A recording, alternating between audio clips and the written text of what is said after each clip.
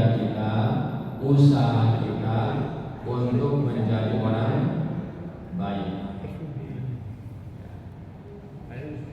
Kalau kita tidak ada ikhtiar, tidak ada usaha untuk menjadi orang baik, maka kerugiannya kita yang akan mengalami.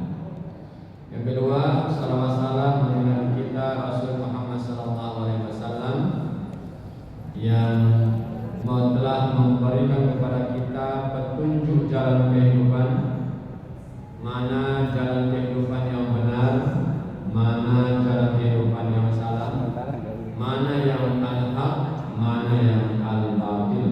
Alhamdulillah, sekalipun kita hidup tidak sezaman dengan Nabi, tidak pernah berjumpa, bersua, bertemu langsung dengan Nabi, tapi alhamdulillah kita masih beriman kepada apa yang Nabi ajarkan. Dalam sebuah hadis Rasulullah SAW bersabda, "Tuba liman rani wa amana bi." Sungguh beruntung orang yang pernah berjumpa denganku, pernah bertemu denganku, wa amana bi, lalu mereka beriman kepada apa yang aku ajarkan. Ini orang yang hidup sezaman dengan Nabi dan beriman kepada apa yang Nabi ajarkan. Sahabat-sahabat as-sabiqun al-awwalun, Abu Bakar As-Siddiq, Umar bin Khattab, Ali bin Abi Thalib, Utsman bin Affan, Bilal bin Rabah, dan sahabat-sahabat lain. Ini termasuk kelompok yang pertama. Mereka beruntung, mereka berjaya karena pernah bertemu Rasul dan juga beriman kepada apa yang Rasul ajarkan. Ada juga Bapak Ibu jemaah berbagi orang yang hidup sezaman dengan Nabi, hidup sezaman dengan Nabi, tahu sejarah hidup Nabi dari kecil sampai beliau menjadi Nabi, tahu. Tapi mereka menolak apa yang Nabi ajarkan, apa yang Nabi kawatkan. Dan itu amal rata-rata dari lingkaran keluarga beliau. Pamannya Abu Lahab, Abu Jahal, masih ada hubungan. Kakeknya Abdul, pamannya juga yang bernama beliau Abu. Itu tahu bahwa Nabi Muhammad membawa sebuah kebenaran, tapi menolak. Kenapa? Gengsi. Masuk paman ikut keponakan. Hanya dakwah terberat kita adalah dakwah kepada keluarga. Ya, suatu waktu salah satu keluarga saudara saya, ya, pulang dari umrah, terus sampai di Makassar saya bertanya, terus di mana? Sampai sini, hati. Terus saya bawa pesan dakwah, sampaikan. Umrah itu sunnah. Tolong sebelum umrah perhatikan sholat lima waktu. Apa jawabannya? Tidak usah urus saya, urus dirimu sendiri saja. Bayangkan. Padahal yang sampai adalah sebuah kebenaran. Karena saya tahu soalnya bermasalah. Ya. Yang umrah yang sunnah habis 30 juta dilakoni. Tinggalkan kampung halaman, tinggalkan keluarga, tinggalkan harta, berangkat rumah. Jadi kalau pulang umrah, sholatnya paling besar masalah, 5 waktunya masih bolong-bolong, kan itu dinasihati. Tapi ketika diberikan nasihat, responnya seperti itu. Tidak usah ngurus saya, ngurus diri dulu sendiri. Kadang-kadang kita dalam kehidupan ini kan ketika seperti itu, berdakwah kepada keluarga, pada mendapatkan tantangan. Tunggu iklannya dulu. Dipercepat iklannya. Ini bisa fokus. Jadi alhamdulillah Bapak Ibu, kita bersyukur alhamdulillah. Ya. Sekalipun kita hidup tidak sezaman dengan Nabi, hidup berbeda zaman dengan Nabi ribuan tahun, tapi kita masih beriman kepada apa yang Nabi ajarkan. Ini yang oleh Nabi disebut sebagai summa tuba, summa tuba, summa tuba. Dan sungguh beruntung, dan sungguh beruntung, dan sungguh beruntung. Siapa? Liman amana bi, siapa saja yang beriman kepada Islam, Siapa saja yang beriman kepada apa yang aku ajarkan, kepada apa yang aku wariskan, aku tinggalkan, yaitu ad-dinul al-Islam, walam yarani, sekalipun mereka belum sempat bertemu dengan aku, katanya. Ya. Alhamdulillah, kita ini hidup di zaman yang berbeda dengan zaman Nabi. Kita hidup di zaman yang modern, di zaman yang sudah seperti ini, di zaman yang orang berbuat maksiat bangga. Ya, sekarang orang berbuat maksiat, gitu ya, diupload, jadi konsumen banyak orang, dan itu sebuah kebanggaan. Alhamdulillah, kita memilih yang berbeda. Maka kata Nabi, orang seperti orang yang sungguh sangat beruntung, sungguh beruntung, sungguh beruntung, sungguh beruntung. Siapa? Orang yang beriman kepadaku, sekalipun mereka belum sempat berjumpa. Maka penting Bapak Ibu jemaah yang dirahmati Allah, kita menjaga iman Islam kita ini. Salah satu ikhtiarnya adalah ngaji. Ngaji itu selain untuk tolak ilmu, menuntut ilmu, di antara manfaatnya ngaji apa? Agar kita terbiasa dengan berada di lingkungan orang-orang baik. Pak. Jadi ngaji itu kita terbiasa dengan berada di lingkungan orang-orang baik. Tidak mungkin orang ngaji ke sini niatnya macam-macam. Pasti apa? Ingin menjadi baik. Hatta preman tatoan masuk ke sini duduk mereka. Itu berarti dia akan berusaha untuk menjadi orang baik. Ya. Yang kedua, ngaji kumpul-kumpul seperti ini itu akan selalu mendapatkan doa dari malaikat. Maka majelis itu adalah majelis yang terbaik dalam pandangan Allah dan Rasulullah. Bapak di sini, ibu di sini mendengar saya ngomong kayak gini, Pak, sambil sandar di dinding karena tulang tua. Apa sadar aja, tulang tua. Ya, sambil menikmati jajan. Jenengan paham atau tidak paham, tetap dapat doa dari malaikat. Doanya dua Pak untuk kita. Sejak pengajian ini dibuka sampai selesai nanti. Apa doanya? Allahumma ighfir lahu, Allahumma arhamhu. Ya Allah, ampunilah dia, rahmatilah dia. Ampunilah dia, rahmatilah dia. Malaikat berdoa untuk kita seperti ini. Selama pengajian ini berlangsung, entah Bapak paham, enggak paham, entah Ibu paham, tidak paham, tetap dapat doa. Maka sangat rugi. Ya. Kalau orang yang mengaku Islam, kepingin baik, tapi tidak mau mendatangi pengajian. Bapak Ibu jemaah yang berbahagia, ini masih bulan Maulid ya? Masih bulan Maulid ya? Maulid Nabi. Nah, bulan-bulan semacam ini kan ramai di masyarakat. Ada yang dalam tanda petik menyambut bulan Rabiul Awal itu dengan mengadakan kegiatan yang disebut dengan Maulid Nabi. Acara untuk menyambut bergembira atas kelahiran Nabi Muhammad. Jadi semacam deklarasi, saya ini pengikut Nabi Muhammad loh. Saya ini pecinta Rasulullah loh. Ya, apa begitu?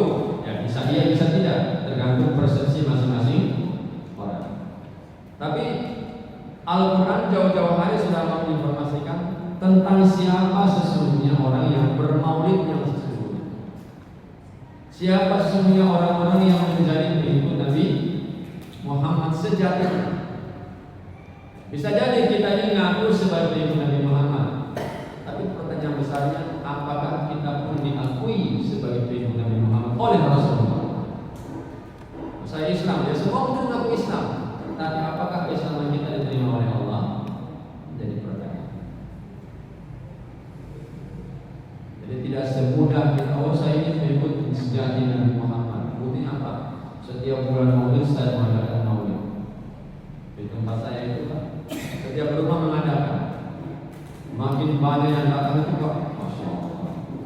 Itu ada semacam pemahaman, ada semacam sebuah kebanggaan. Makin banyak yang datang, makin besar yang dibawa pulang, itu status sosialnya makin tinggi Pak. Ya. Padahal yang mengadakan kita bermasalah.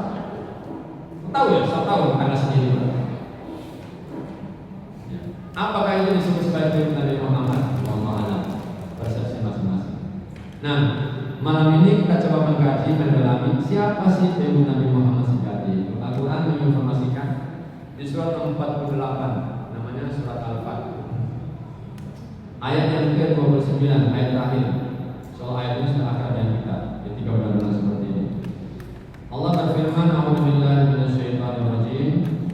Muhammadur Rasulullah walladzina ma'ahu asyiddaa'u 'alal kuffar rahama'u bainahum tarahum ruk'an sujjadan yatafakkaruna fadlan minallahi wa ridwana simahum fi wujuhihim min athari sujud." Al-ayat. Muhammadur Rasulullah, Muhammad itu Rasulullah. Jadi di awal ayat ini Allah membuka sebuah pernyataan sekaligus doktrin tegas kepada kita yang di belakangnya mengaku sebagai Nabi Muhammad nanti. Jadi kata Allah, Muhammadur Rasulullah, Muhammad itu Rasul Allah. Karena Rasul Allah ya, imani apa yang beliau ajarkan, kerjakan apa yang beliau perintahkan, tinggalkan apa yang beliau katakan. Itu prinsipnya di situ. Jangan menjadikan Nabi Muhammad sebagai orang yang dihormati melebihi kepantasan yang diperintahkan oleh Allah.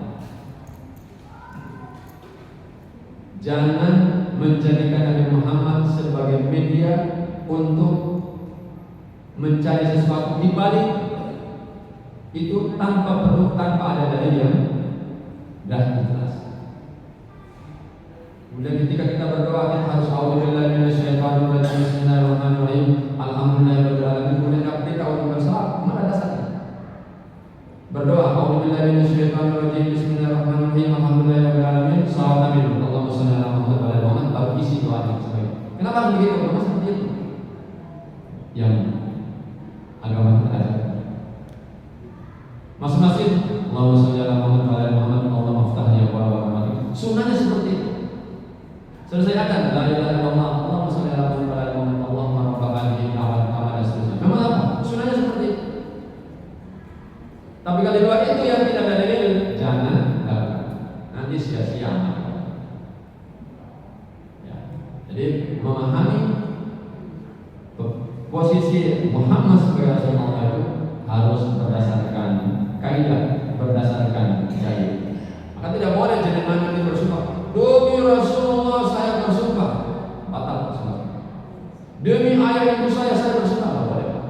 Kalau bersumpah demi Allah saya bersumpah, bukan demi Rasulullah. Jadi Rasul bersumpah demi Rasulullah bersampai dijadikan Rasulullah dengan Allah. Bersumpah itu makhluk Allah, ciptaan. Kemudian kalau ada ayat yang mengatakan Allah dan malaikat juga bersalawat kepada Nabi, memang itu bentuk penghormatan dari Nabi Muhammad, dari Allah kepada Nabi Muhammad. Innallaha wa malaikatahu yusholluna 'alan nabi ya ayyuhalladzina amanu shallu 'alaihi wa sallimu taslima. Dalilnya ada. Selain itu, Pak, jangan. Ya, jadi bisa kita salah dalam agama. Yang kedua, Bapak Ibu jemaah yang berbahagia, walladzina ma'ahu asyiddaa'u 'alal kuffar. Siapa orang-orang yang menjadi pengikut Nabi Muhammad? Ciri-cirinya asyiddaa'u 'alal kuffar, mereka tegas terhadap orang-orang kafir. Dan kita nggak perlu alergi Pak ngomong kafir. Ya, nggak perlu alergi. Kita ini oleh teman-teman Kristiani dianggap sebagai orang kafir karena tidak menganggap Yesus sebagai Tuhan. Sama kita pun dianggap kafir oleh orang-orang Hindu. Nggak perlu kafir. Nah kita pun punya keyakinan di luar Islam adalah kafir. Dan kafir itu bukan istilah untuk mengancam atau membenci kelompok luar Islam, tidak.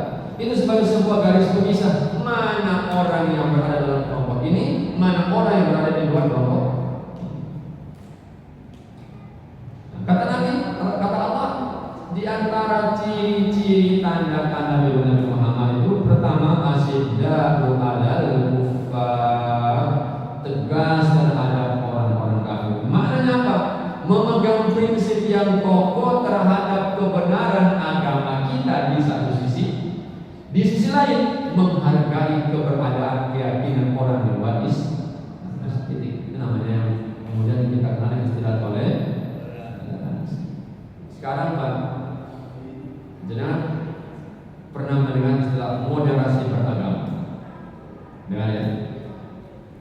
Itu turunan dari Islam Nusantara. Itu turunan dari liberalisasi agama. Ujung-ujungnya bagaimana supaya umat Islam ini punya sebuah pemahaman bahwa semua agama sama benar. Ujungnya di situ. Jadi orang-orang kafir bekerja sama dengan orang-orang munafik tidak pernah berhenti untuk bagaimana menggoyahkan akidah kita. Hanya ada pemahaman, ada istilah beragama itu nggak perlu tidak perlu fanatik, tidak perlu berlebihan, tidak perlu terlalu kaku-kaku. Semua agama kan sama, Pak. Kita sering dengar. Di satu sisi mungkin benar, pada titik apa semua agama itu sama. Ya, mungkin ketika agama mengajari yang kaya harus membantu yang miskin, insya Allah semua agama mengajari itu. Yang tua menyayangi yang muda menghormati yang tua, semua agama mengajari itu. Buang sampah sembarangan tempat itu semua mengajari, semuanya agama mengajari itu tidak baik. Menghormati orang tua, patuh kepada orang tua, semua agama pasti mengajari itu. Tapi kalau pada suatu sisi level pada titik akidah, titik ibadah, maaf, kita berbeda.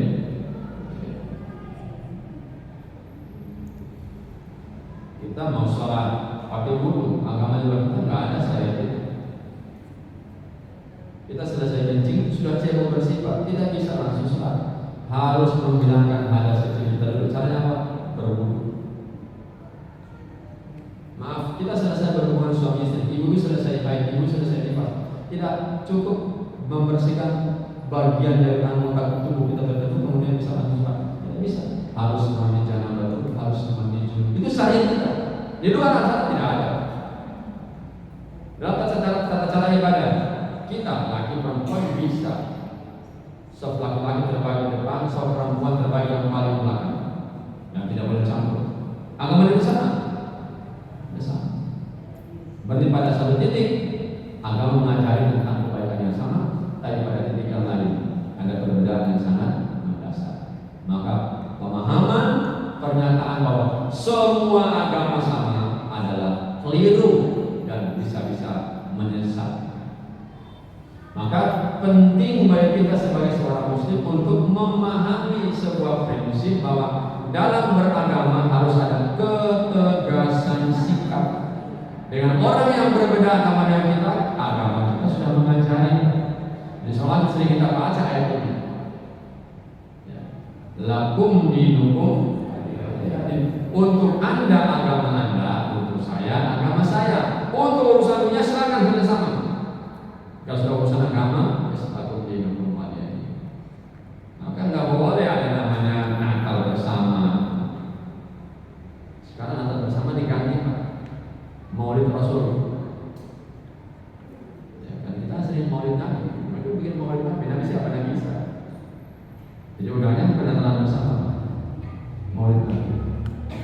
Nabi siapa? Nabi Isa alaihissalam. Ya.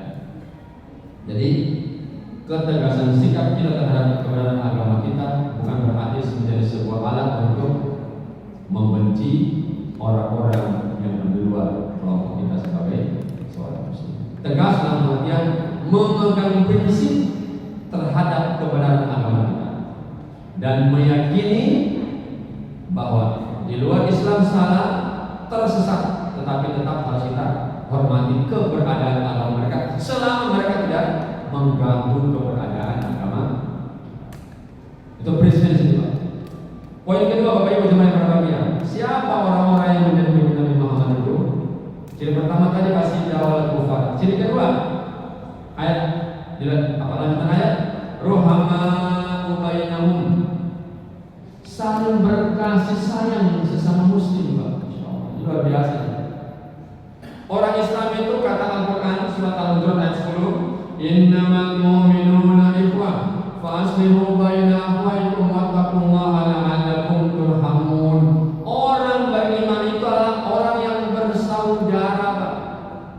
Persaudaraan kita itu tidak karena adanya kesamaan hubungan darah atau nasab, juga bukan karena sama-sama berasal dari suku yang sama, bukan karena bahasa yang sama. Tidak itu, malah lintas itu. Allah membangun persaudaraan sama kita dengan kesamaan akidah atau iman. Ada orang Islam dari Amerika datang bertamu ke kita. Assalamualaikum. Waalaikumsalam. Dari mana mas? Saya dari Amerika sekarang. Kenapa? Muslim. Saya orang Ternate. Maksudnya orang Jawa. Nggak ada hubungan apa? Nggak ada hubungan apa sama sekali. Bukan sama iman, sama-sama Islam. Assalamualaikum warahmatullahi wabarakatuh. Jadi ikatan persaudaraan ruhamahu bainahum yang dibangun diajarkan oleh Allah kepada kita adalah lintas suku, lintas bahasa, lintas budaya, lintas etnis. Saking kokohnya hubungan persaudaraan itu, kita pun diberikan fasilitas oleh agama kita untuk bisa saling mendoakan. Insya Allah dari sudah kita baca, selama kita amalkan dalam kehidupan kita sehari-hari, utamanya setiap selesai kita sholat. Setelah kita berdoa untuk diri kita, untuk orang tua kita, itu berdoa untuk saudara kita tanpa kita sadari. Allahumma fir lil muslimina wal muslimat wal mu'minina wal mu'minat al ahya'i minhum wal amwat innaka sami'un qaribun mujibud da'wat. Allahumma fir lil muslimina wal muslimat. Ya Allah, ya Tuhan kami, ya Allah, ya Rabb, Tuhan penguasa langit, penguasa bumi, penguasa kehidupan kami, ampunilah dosa semua orang Islam laki-laki dan dosa semua orang Islam perempuan, tanpa mengenal dari suku apa dia, pakai bahasa apa dia dalam kehidupannya, tanpa mengenal itu. Wal mu'minina wal mu'minat. Ya Allah, ya Rabb, Tuhan yang Maha Pengasih, Maha Penyayang, Maha Pengampun, ampuni juga dosa semua orang beriman yang laki-laki ataupun yang beriman yang perempuan. Tidak sampai di situ. Al-ahya'i minhum wal amwat, baik yang masih hidup bersama kami, wal amwat ataupun yang sudah mati. Insyaallah. Jadi persaudaraan itu bagi baru tidak hanya ketika kita hidup, yang sudah mati, yang sudah di alam barzakh. Jadi makamkan di sana itu. Ya sudah di alam barzakh tetap dapat doa dari kita saudaranya yang masih hidup. Agama mana Pak yang seperti itu? Ikatan apa Pak yang kuat dan kokoh seperti itu? Maka agak heran ketika dalam memahami agama, memahami sebuah dalil, kemudian kita berbeda, kita diam-diaman tidak tegur sama, itu aneh. Ini makan apa orang? Ngaji di mana pun bisa begitu. Hanya kelompok saya saja yang benar, di mana tersesat, kafir, masuk neraka. Pernah dengar itu? Kalau yang khutbah bukan dari kelompok kami, salah. Pernah dengar? Misalnya Profesor Doktor bla bla bla. Jadi kalau mau hanya menikahkan fitnah dan bahaya. Kalau yang jadi yang menikahkan orang itu bukan dari kelompok kami, salah, paham. Provokator. Sekarang dia Profesor Doktor, oke, hanya besar sekali. Jadi Islam itu seperti itu Pak. Ruhama bainahum, harus saling berkasih sayang. Kenapa? Karena kita ini bersaudara, dan persaudaraan yang dibangun diajar oleh Allah dan Rasul itu bukan karena sukunya sama, hidungnya yang sama mancung, kulitnya yang sama putih, tidak. Lintas itu karena kesamaan akidah. Inilah yang disebut dengan ukhuwah Islamiyah, persaudaraan yang diikat karena kesamaan akidah. Maka ketika ketemu saudara, Assalamualaikum, Waalaikumsalam, senyum, Senyum apa? Senyum tiga. Jangan satu. Beda. Senyum jari. Kata Nabi, tabasmuka fi wajhika laka soda. Senyummu kepada seorang itu sudah dapat. Kalau senyumnya aja susah, bagaimana uangnya keluar? Bagaimana bisa berinfak dengan harta? Infak senyum saja sudah susah. Kenapa? Sampai harus senyum satu. Tanggal 2. Senyum itu pandang susah. Ya. Senyum itu sudah bersaudara.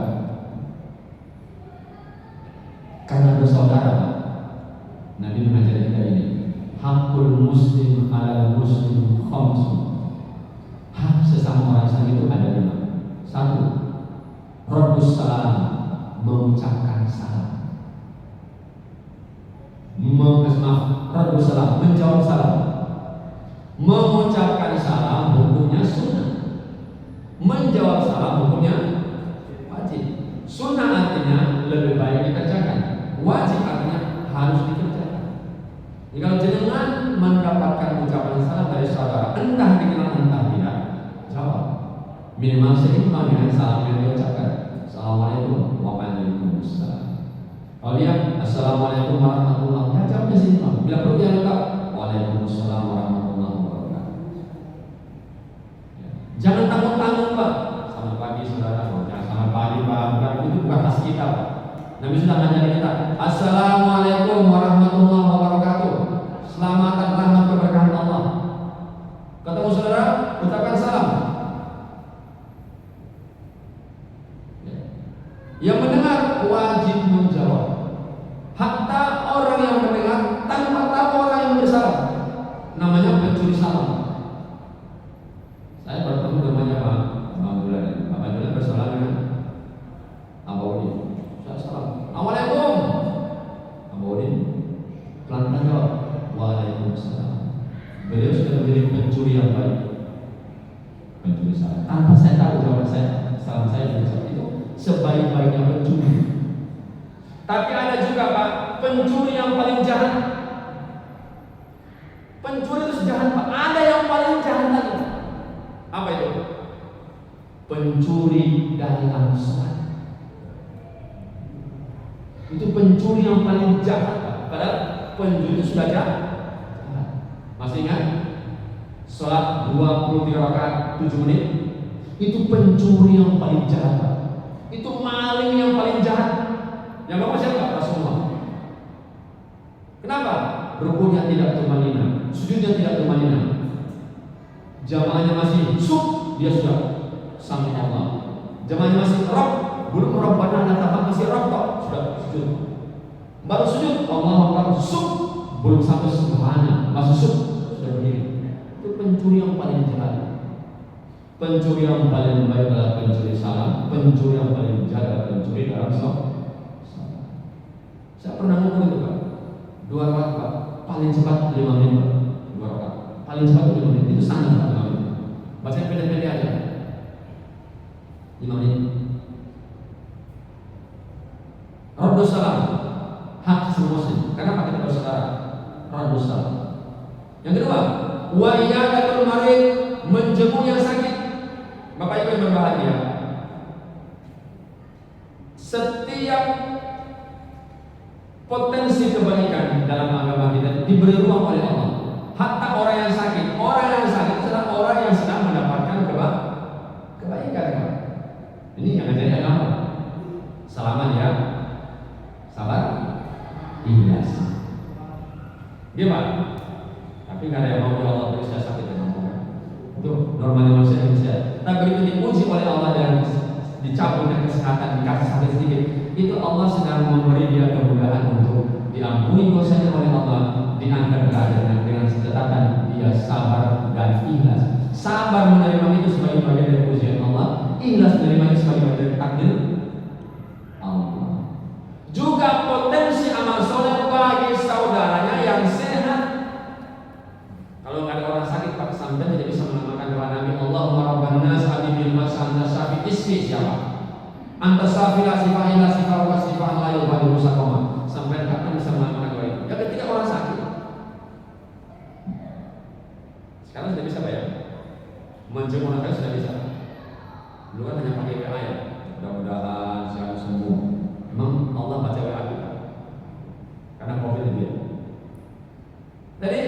Saat itu potensi kebaikan bagi yang sakit dan ruang amal soleh bagi yang sehat.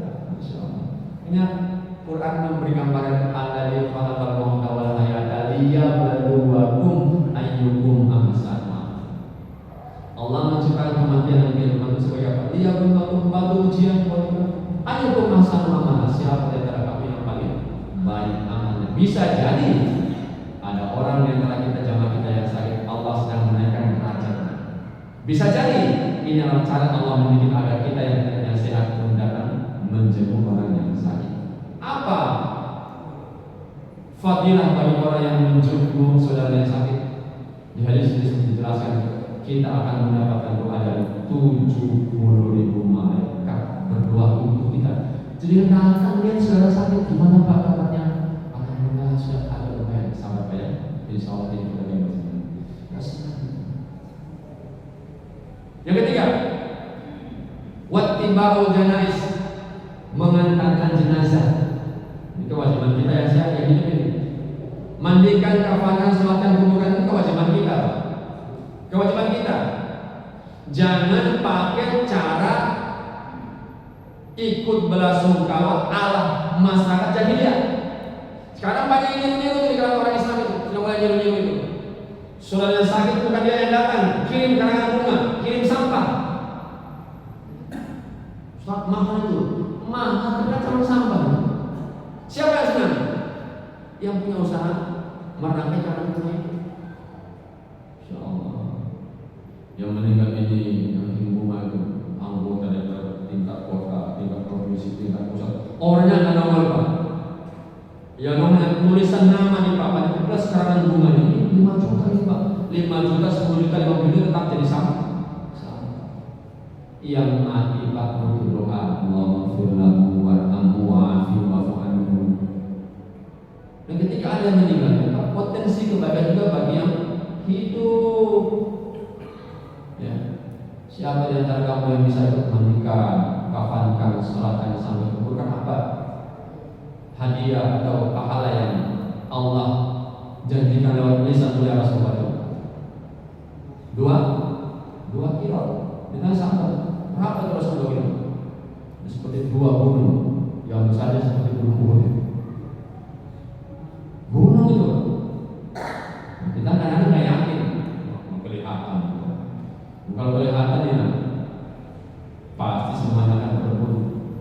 Yang lebih lucu lagi ketika ada orang sakit, orang meninggal, waktunya sholat, diajak sholat, nggak mau Pak. Ayo Pak, ini kewajiban kita yang doa kita yang taat untuk saudara kita ini.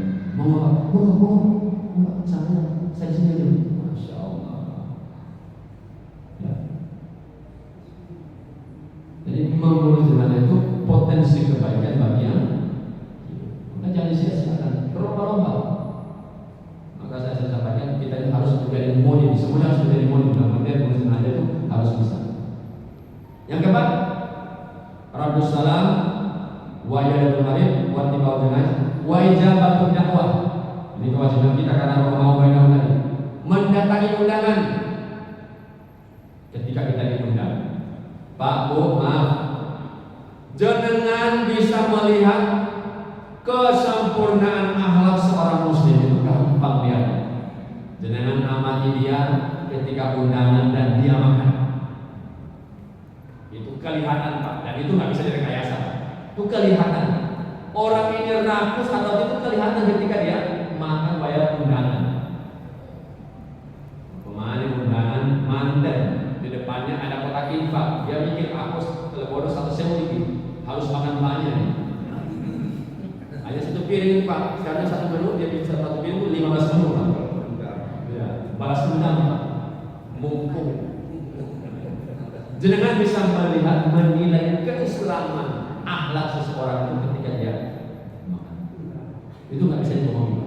Loh, begitu ya? Begitu ya? Ketahuan dibohongi. Maka ketika mendatangi undangan dia datang. Saya diundang mantan dia datang, maka mendoakan yang mantan. Barakallahu laka wa barakallahu wa jama'a bainakum wa fi khairin. Selamat ya, selamat berumah tangga ya, selamat menempuh hidup baru ya. Kan begitu. Kita Islami itu Pak, doakan. Minimal kalau bahas barakallah, semoga Allah berkahi Anda. Kalau pakai doa yang diajarkan barakallahu laka wa baraka alaika wa jama'a bainakum fi Allah. Belum hafal ya sahabat Allah di YouTube banyak.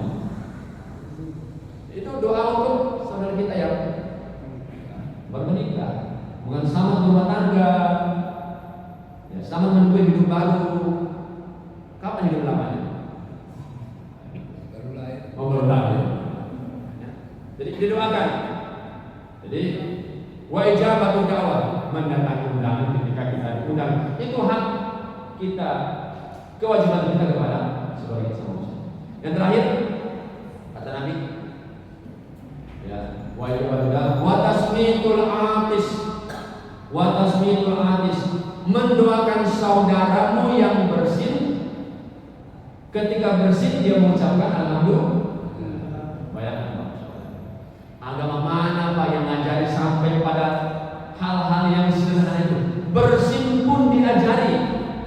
Ada doanya, ada syariatnya, ada tata caranya, ada cara menjawab. Bersin, rendahkan suara, tutup itu. Bersin Pak, alhamdulillah. Kenapa? Bersin itu perkara yang sangat disenangi oleh Allah. Kalau menguap itu perkara yang dibenci oleh Allah, disenangi oleh setan. Bersin, berhidung, rendahkan suara, alhamdulillah. Yang mendengar, yarhamukallah, semoga Allah merahmati Anda. Karena yang bersin tadi sudah didoa oleh saudaranya, maka dia punya kewajiban kembali kepada saudaranya. Apa doanya? Yahdikumullah, atau lengkapnya yahdikumullah wa yuslihu balakum. Semoga Allah memberimu petunjuk dan menyempurnakan semua amal perbuatanmu dan memperbagus semua amal solehmu. Agama mana Pak yang ngajari sampai hal yang rinci yang dalam pandangan kita yang remeh-temeh seperti itu? Hanya Islam. Jadi terjemahan dari rohamahu bainahum, saling berkasih sayang, ada hak dan kewajiban sama. Poin ketiga Bapak Ibu yang berbahagia, ciri-ciri Nabi Muhammad, tarahum ruk'an sujjadan yabtaguna fadlan minallahi wa ridwana. Pengikut Nabi Muhammad itu Pak Bu jangan berbahagia. Tarahum ruk'an, kamu lihat mereka itu ruku, ruk'an mereka ruku, sujjadan mereka juga sujud. Apa artinya? Ahli sholat. Dan kita ini jadi orang Islam mengikuti Nabi Muhammad, setiap bulan Maulid kita mendengar Maulid Nabi tapi nggak pernah sholat. Pecinta palsu itu. Bukan pecinta Nabi Muhammad, palsu itu. Ngaku-ngaku tapi tidak mendapat pengakuan. Bapak itu dan malam banyak orang itu bawa seorang yang datang itu apa? Pulang bawa beras 1 kilo. Beras 5 kilo itu berapa? Telah 60.000. Kalau kita bawa seorang, itu berapa juta itu? Subuhnya nggak pernah muncul di masjid. Oh, dia bukan pecinta Rasul, dia bukan pengikut dari Nabi Muhammad. Oh, pengikut dari Muhammad itu kata-kata itu. Kamu mereka ruku dan sujud. Maka bersyukurlah kita sekalipun kita tidak merayakan Maulid Nabi dalam tanda petik tadi. Tapi kalau kita istiqomah ruku sujud, insya Allah kita akan diakui oleh Rasul sebagai pengikutnya. Dan insya Allah juga di akhirat nanti kita akan mendapatkan syafaat dari beliau. Kenapa? Sudah nampak ciri-cirinya. Tegas terhadap orang-orang kafir, sama musuh saling menyayangi. Terus kita ini ahli ruku, ahli. Ini penting. Nah, setelah ini juga selain sebagai identitas kita sebagai pengikut Nabi Muhammad, juga sebagai garis pemisah antara keislaman dan kekafiran. Bainar rajuli wa bainal kufri wa syirk tarkus shalah. Garis pemisah antara seseorang yang Islam atau seseorang yang kafir atau musyrik adalah salat. Penting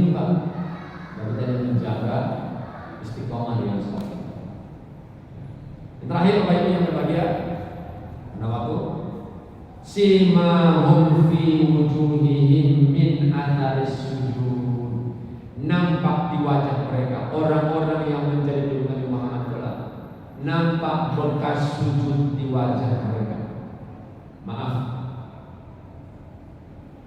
maksud bekas sujud itu bukan ini yang ditempat.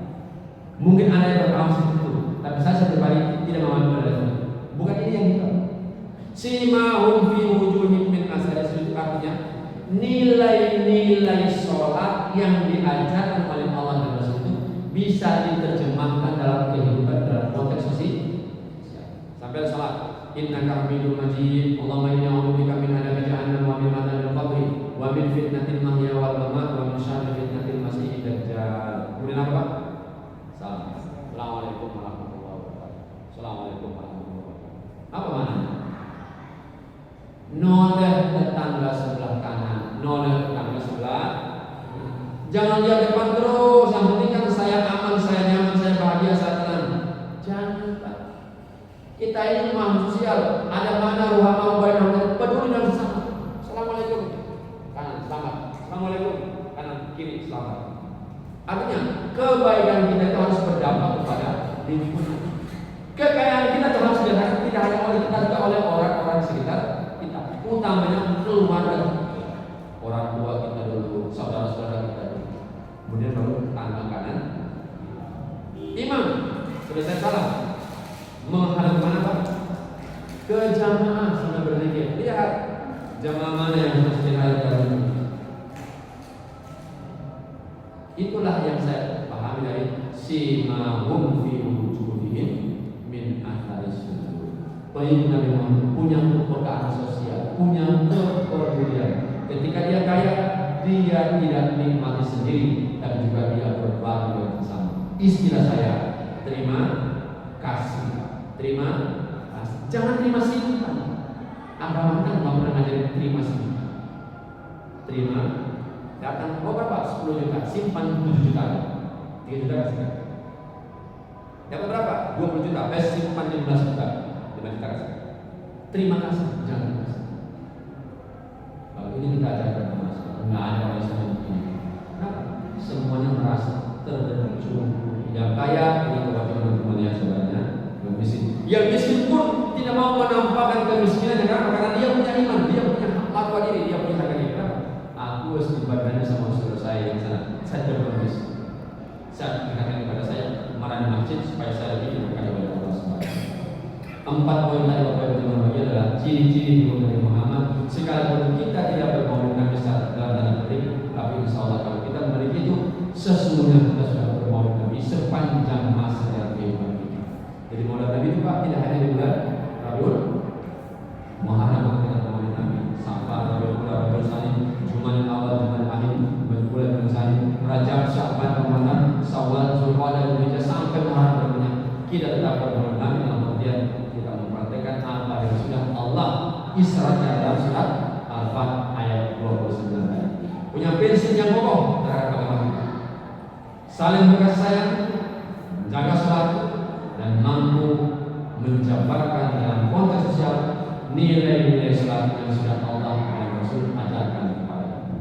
Mudah-mudahan bermanfaat Bapak Ibu. Waktu masih bisa apa yang saya sampaikan malam hari ini. Mudah-mudahan kita istiqomah, ngaji terus, berbagi ilmu untuk meningkatkan pemahaman dan kualitas negara kita. Terima kasih atas segala perhatiannya. Mohon maaf apabila ada tutur kata dan maaf saya.